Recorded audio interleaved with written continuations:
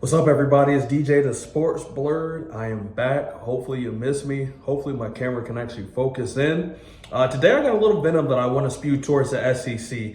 You know, I've been a fan of the SEC for a very long time, but I've secretly hated them. I've been jealous as somebody who's an Ohio State fan. But I have a lot of friends here in Ohio that are Alabama fans. For whatever reason, I'm not 100% sure. It doesn't make sense to me either.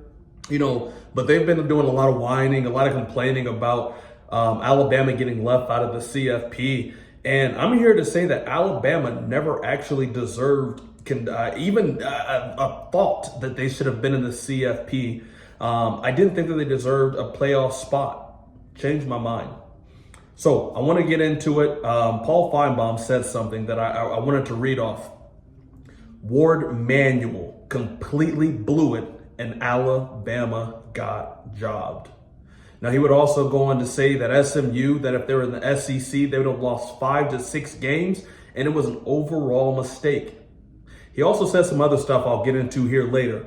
But before I lay into my argument too much, if you're a fan of college football, like, comment, subscribe. Thank you guys for showing me all the love and support that you showed me so far. I'm trying to get to 1,000 subscribers. I would really love that if you join my channel and let me know when I'm right. Let me know when I'm wrong. I try to respond back to you guys, but enough of that. Let's get to my argument. Now, I have 3 main reasons why I don't think Alabama should have been in the college football playoffs. My first reason is the coaching. I'm going to give you guys some context, so follow me, please. It's going to make sense.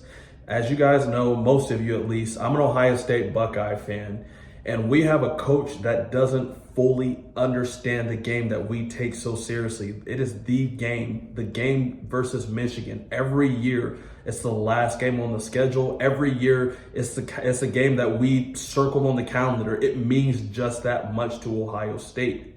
There is no way that you can convince me or any Buckeye fan that Ryan Day understands fully the passion that we have behind this game. I mean, how could he? He's from New Hampshire.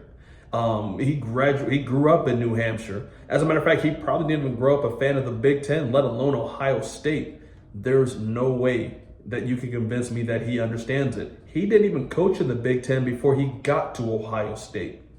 And similar to Ryan Day, Kalen DeBoer, he's not even from the SEC. He's not from that region. He's from South Dakota. The closest he even got to the region, I mean, he played football at Western Michigan. That's not anywhere close to the SEC. You know, most times I'd watch him when he was on the sideline, especially that game versus Georgia. He just looked completely in over his head. The game versus Vanderbilt, he looked like he had no answers, was completely shocked that he was even in that situation.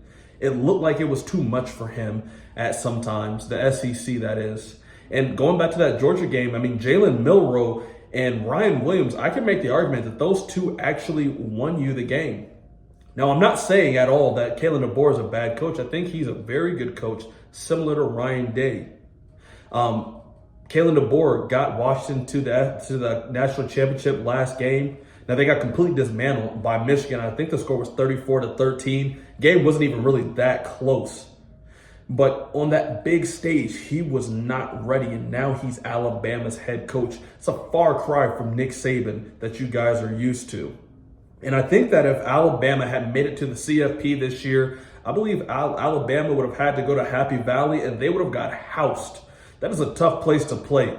He would not have had that, in my opinion, that is, he would not have had that Alabama team ready to play. Jalen Milroe would have had 3 interceptions in the first quarter alone. And for that reason, I think that the committee looked at him and they knew that Alabama would not have been ready to play, opening round of the CFP. Now, my second reason for Alabama not deserving a spot was the actual SEC itself. Hear me out. I did tell you at the start of this video, I am an SEC hater. I've always appreciated it. I've always respected you guys. But we got shellacked a couple of times. I'm talking about Ohio State got absolutely embarrassed last year by Georgia. It wasn't an embarrassment. I mean, we did only lose by a field goal in a game that we were up. Got shellacked by Alabama, got shellacked by Clemson. I know that's not an SEC team. Again, I'm a little biased. But kind of going back to what I was saying, I never thought the SEC was that good this year. Think about this. The CFP committee only put 3 SEC teams in the playoffs this year. Ohio State was one of 4 Big Ten teams that actually made it to the CFP this year. I think that nationally and also the committee saw that the SEC really wasn't that good. I mean, if you even think about the teams that are in Georgia, I'm not really sure that they're a great team. I'll give them the benefit of the doubt, though, just because they are who they are. Texas, I don't think they're going to get past the first round. It seems crazy.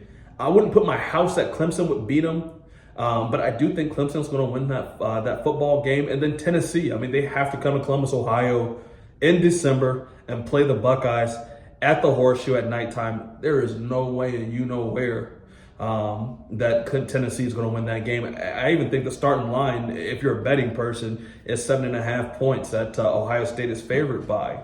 Georgia is going to have to carry this load for the SEC in the playoffs because I don't believe in Texas and I doggone sure don't believe in Tennessee. Going back to some of the other teams, you know, in the SEC, Oklahoma, not good. Vanderbilt, not good. Kentucky, not good. Now, you did have some other teams there. You had Florida, which was, I guess, mediocre. You had Mizzou, had a decent season. Had some other good teams there. But I wouldn't bet my house on the SEC to pull a national championship out this year. Now, my third and final reason is this. Alabama had extreme wins. They also had extreme losses. I mean, think about some of the wins that Alabama had. Now, before we even go into that, the 13th ranked strengths of schedule. Alabama did a good job. I mean, they were 9-3. That's not terrible, given that you're 13th, ranked strength of schedule. But think about some of these wins.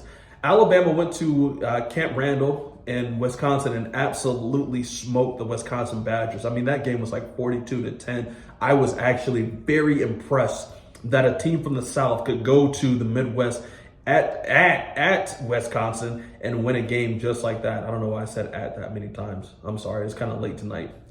They also beat Georgia 41-34, probably one of the best college football games I've ever seen in my life. They beat South Carolina 27-25. They beat Mizzou 34-0. That was one of the best wins, Alabama's best wins of the season. And then they went to LSU and beat the Tigers there 42-13, an absolute dominating performance.